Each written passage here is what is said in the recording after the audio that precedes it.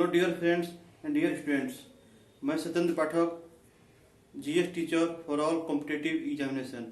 Students, इस video को आप ज़्यादा से ज़्यादा लाइक, शेयर एंड सब्सक्राइब कीजिएगा। तो मैं पिछले जो मेरा टॉपिक था वो था हिस्ट्री में मैंने वैदिक काल स्टार्ट किया था। तो वैदिक काल में मैं जितने भी उसमें प्रमुख प्रमुख नदियाँ हैं उसके बारे में बता रहा था। तो जो उसके आगे की जो है वो है वैदिक काल की रावी नदी। कौन सी है? वैदिक काल की रावी नदी। रावी नदी का उपनाम परुशड़ी है। रावी नदी का उपनाम क्या बोलते हैं? परुशड़ी नदी बोलते हैं। रावी नदी का उपनाम परुशड़ी नदी है। उसके बाद है गंडक। गंडक जो कि बिहार में है। बिहार का शोक किसको बोलते हैं? कोसी को। तो गंडक नदी बिहार में है, इसका उपनाम है सदा नीरा। गंडक का उपनाम सदा नीरा। उसके बाद है सरस्वती, जिसका उपनाम है घग्गर। सरस्वती नदी बोलते हैं, जिसका उपनाम है घग्गर नदी। उसके बाद है सिंधु। सिंधु का उपनाम सिंध है। सिंधु का उपनाम क्या है? सिंध है। फिर उसके बाद है वैदिक। फिर उसके बाद जो मेरा टॉपिक है वो है वैदिक साहित्य में सर्वाधिक चर्चा सिंधु नदी की है। ये सबसे महत्वपूर्ण नदी थी। वैदिक काल में सर्वाधिक जो किसी नदी की चर्चा थी वो थी सिंधु नदी। ये इम्पोर्टेंट लाइन है, इसको आप नोट कीजिएगा कि वैदिक काल में जो भी सबसे प्रमुख नदी कौन सी थी वो थी सिंधु नदी। यह सबसे महत्वपूर्ण नदी थी। उसके बाद है वैदिक काल में जो प्रमुख देवता थे वो उसके बारे में।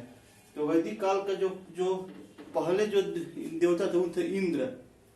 इंद्र की चर्चा 250 बार हुआ है। इंद्र की चर्चा कितने बार हुआ है? तो 250 बार हुआ है। युद्ध और वर्षा का देवता कहते हैं इन्हें युद्ध और वर्षा के देवता कहते हैं और पुरंदर भी कहते हैं। इनको युद्ध और वर्षा कराने वाले देवता कहते हैं। किसको? इंद्र को। और इन्हें पुरंदर भी कहते हैं। अग्नि। अग्नि की चर्चा कितनी बार है? वो है 200 बार। अग्नि की चर्चा कितने बार हुआ है? 200 बार हुआ है। और यह अग्नि की चर्चा 200 बार हुआ है। उसके बाद वरुण। वरुण किसके देवता थे? वो थे वायु के देवता। जो वरुण है वह वायु के देवता है। वरुण जो है वह किनके देवता थे? वह है वायु के देवता। फिर उसके बाद है सोम। सोम जो है वह जंगल के देवता है। सोम जो थे वह जंगल के देवता थे। फिर उसके बाद है मारुत, तूफान के देवता है। जितने भी आंधी तूफान आता है उसके देवता कौन थे? मारुत थे। फिर उसके बाद रौद्र। रौद्र सबसे क्रोध वाले देवता है। सबसे क्रोधित देवता किसके कौन थे? वो रौद्र थे। जो कि अपना रौद्र रूप धारण करते थे उसको क्या बोलते थे? रौद्र। क्रोध, सबसे क्रोध वाले देवता। पशुओं का देवता भी कहते हैं इन्हें क्रोध के देवता और पशु के भी देवता इन्हें कहा जाता था। उसके बाद है गविष्ठ। गविष्ठ का अर्थ होता है गाय के लिए किया गया युद्ध। गविष्ठ का अर्थ होता है गाय के लिए किया गया युद्ध। गविष्ठ का अर्थ होता है गाय के लिए किया गया युद्ध। सीता। सीता का अर्थ है हल से जोती गई जमीन पर पड़ा निशान। सीता का अर्थ है हल से जोती गई जमीन पर जो निशान पड़ जाता था उसको सीता बोलते हैं।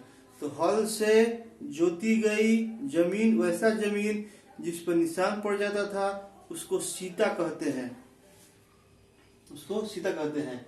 तो वैदिक काल में जो आगे का जो मेरा जो पिछले वीडियो में बताया था कि कौन कौन सी नदी उस समय की प्रमुख थी, तो रावी नदी हो गया और गंडक नदी, सरस्वती नदी, सिंधु नदी।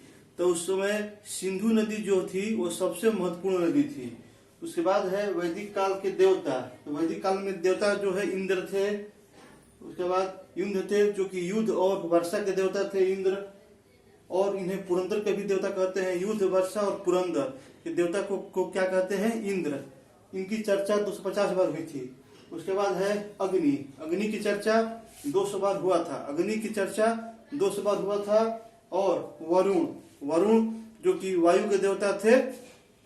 उनके बाद है सोम। सोम जंगल के देवता थे। सोम जो थे वो जंगल के देवता थे। उसके बाद है आंधी तूफान के देवता मारुत थे। आंधी और तूफान के देवता कौन थे? वो थे मारुत। रौद्र, क्रोध, क्रोध और पशुओं के देवता कौन थे? वो थे रौद्र। क्रोध और पशु के देवता कौन थे? वो थे रौद्र। उसके बाद गविष्ठ। गविष्ठ का अर्थ होता था गाय की रखवाली करने वाला। और सीता, सीता का अर्थ होता था हल से जोती गई जमीन जिस पर निशान हो जाता था, उसको सीता कहते थे। तो स्टूडेंट्स, आज यहीं तक हम लोग पढ़ेंगे। नेक्स्ट वीडियो में अच्छे कंसेप्ट के साथ और इसके जो भी टॉपिक है वो पढ़ाया जाएगा।